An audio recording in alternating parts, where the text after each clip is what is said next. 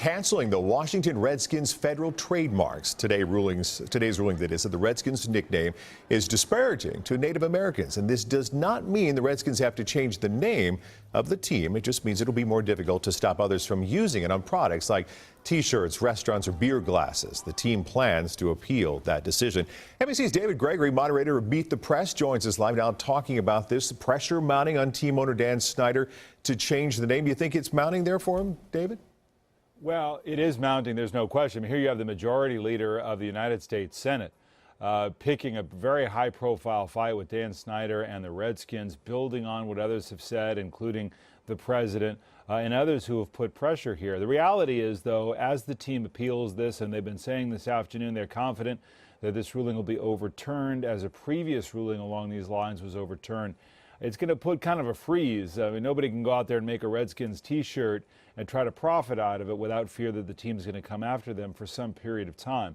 But there's no question you have political Washington beginning to really ratchet up this pressure. Oh, you're talking about political Washington. You've got the president of the United States. You've got half the Senate saying that's something that should be changed. At what point does that become too big of a distraction, perhaps, for the team? Well, it is a big distraction. They, of course, make the argument that this is a big part of their brand and their history. I think they're doing a lot of work trying to, understand the views of people in Washington and the Washington area who are very invested in the team and the team's name.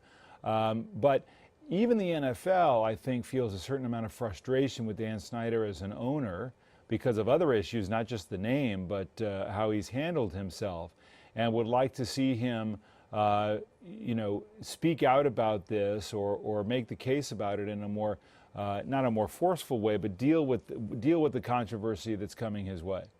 I want to make clear that, again, during this appeals process, which Snyder says he's going to go for, this is all still in place, right? Nobody can do anything and nobody can infringe on the trademark during that time? Right, that's right. And only if it's upheld, if they lose on appeal, will that slip away. All right, David Gregory, moderator of Meet the Press. Thanks for being with us. Appreciate your perspective today. Pleasure.